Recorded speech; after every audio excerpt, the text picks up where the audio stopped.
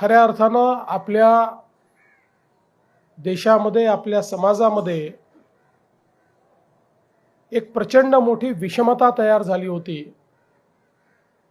आणि या विषमतेने आपल्याच समाजातील अनेक लोकांना मानव म्हणून जगण्याचा अधिकार हा हिरावून घेतला होता।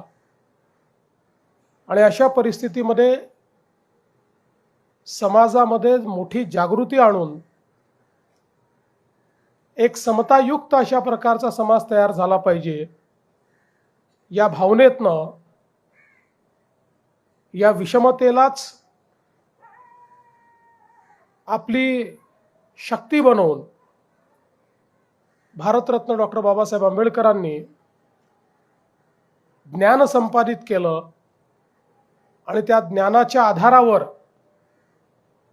समाजामध्ये समतेचं रोपण केलं, समाज जागृत केला आणि स्वतंत्र भारतामध्ये एक असं संविधान आपल्याला दिलं की ज्या संविधानाने आपल्या देशामध्ये समतेचं राज्य तयार केलं, समाजामध्ये बंधुता निर्माण केली आणि त्यासोबत सर्वांना संधीची समानता दिली।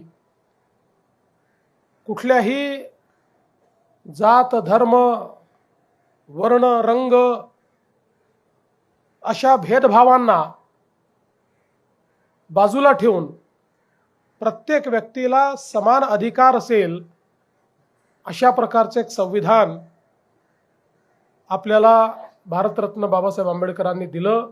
आणि या संविधानामुळेच आज आपला देश इतकी प्रगती करू शकला।